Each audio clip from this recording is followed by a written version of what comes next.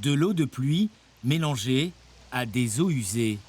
C'est ce qui coule sur la route, ce qui s'échappe de cette station de relevage, censée diriger les eaux vers le centre de traitement. Un trop-plein envahissant. C'est un surplus pluviométrique que nous avons eu sur ces trois derniers jours, avec un bassin versant du Médoc et du sud Gironde qui se déverse donc sur le bassin d'Arcachon, dans les réseaux d'eau usée. En urgence, la mairie a donc créé des tranchées pour évacuer. Le gestionnaire pompe aussi avec des camions-citernes. Mais pour beaucoup, le problème reste entier.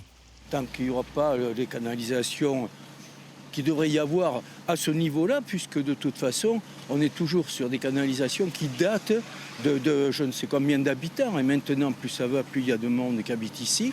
Et automatiquement, avec les besoins, les égouts, etc. Pour l'heure, il n'y a pas d'odeur, ce qui laisse à penser qu'il y a plus d'eau de pluie que d'eau usée. Mais sur les bords du bassin d'Arcachon, le scénario rappelle la pollution de 2023. Un ostréiculteur prend d'ailleurs des photos pour constater. Je voulais juste voir où ça en était.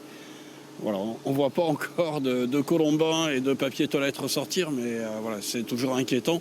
On sait que de grosses pluies arrivent là sur le week-end, donc c'est pas rassurant.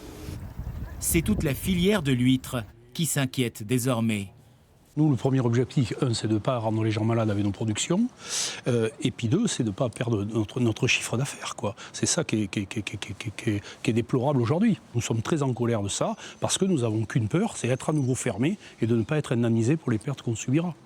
Le syndicat intercommunal du bassin d'Arcachon n'a pas souhaité commenter cet épisode, mais reconnaît seulement que les intempéries de ces derniers jours ont éprouvé significativement le réseau, et ce malgré un plan d'investissement record de quelques 120 millions d'euros sur 5 ans.